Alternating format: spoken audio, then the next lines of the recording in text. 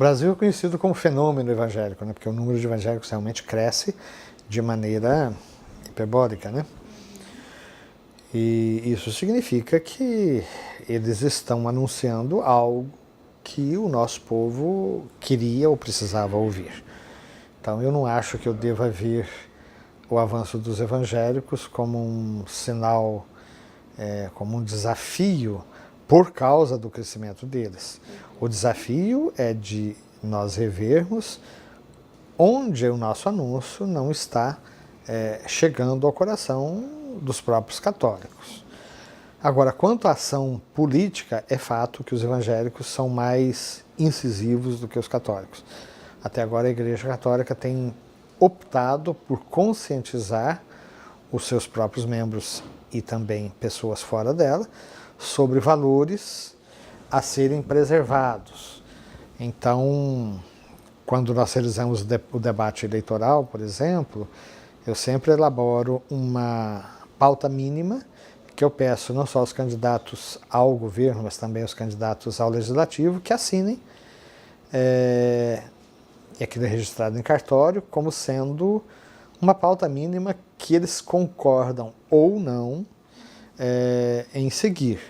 E, naturalmente, isso deve ser divulgado para que o eleitor saiba que tem candidatos, por exemplo, que são favoráveis ao aborto ou contra ele, que são favoráveis a parcerias com a sociedade civil organizada ou são contra ela.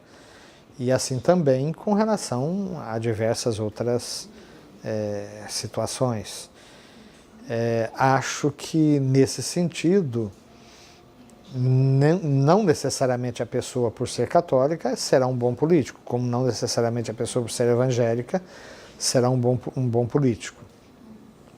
Mas a pessoa precisa ter valores compatíveis com aquilo que a nossa visão de pessoa considera fundamental.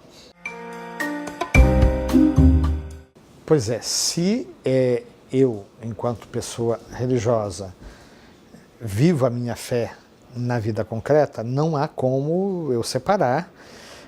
O católico não pode ser católico só quando ele está de joelhos na igreja. Então, os meus valores, eu os carrego como cidadão. Então, é muito comum você ter empresários que vivem no mundo empresarial, tentam viver os valores evangélicos também lá. Como é muito comum você ter políticos que procuram pautar a sua ação pelos valores cristãos que não são incompatíveis com a vida pública. A ética, o bem comum, o trabalho acima do capital, a hipoteca social que pesa sobre toda a propriedade privada. Bom, são valores que o católico dos quais o católico pode estar imbuído, e ele vai levar depois aquilo na sua ação política também. Outra coisa é eu fazer política para defender a minha instituição. Então eu estou lá, tudo que interessar a Igreja Católica enquanto instituição eu defendo, o que não interessar eu não me preocupo. Bom, a Igreja não tem propostas concretas para o trânsito, a igreja não tem propostas concretas para o saneamento básico. Nós temos, sim, princípios gerais de respeito, de valorização da pessoa humana.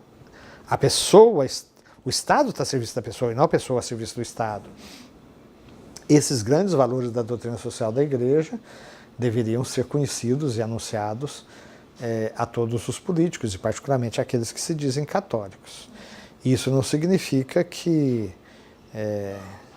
a igreja vai ou deva usar o mesmo esquema de compra de votos que muitas vezes acontece na vida das pessoas. Por exemplo, é muito comum o sujeito votar num determinado candidato, mesmo que ele nem conheça aquele candidato ou nem esteja de acordo com a postura ética daquele candidato. Mas ele está me oferecendo um emprego, ele está me oferecendo um benefício para a minha associação de bairros, então eu vou votar nele. Isso é uma forma indireta de corrupção. Então, se eu, bispo, eu, padre, concordo lá com um candidato, ele prometeu que se for eleito ele vai pintar a minha igreja, mesmo que ele seja um candidato corrupto, indiferente para as causas do povo, se eu faço isso, eu estou vendendo meu voto, ou melhor, eu estou sendo cabo eleitoral de alguém que não mereceria esse meu apoio apenas porque ele está prometendo pintar a minha igreja, por exemplo, né? Então, é preciso, o político cristão, ele tem que votar de acordo com seus princípios, porque eles são princípios segundo a dignidade da pessoa humana e da vida digna para todos.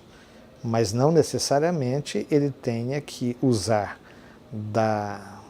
do palanque para fazer apologia exclusiva da sua igreja. O político católico, ele vai defender a instituição no direito de cidadania que nós temos, como eu costumo dizer, não é pelo fato de eu ser bispo que eu sou cidadão de segunda categoria. Então eu tenho todo o direito e vou exigir esses direitos de estar, seja no Supremo, seja no Congresso, onde quer que qualquer cidadão possa estar.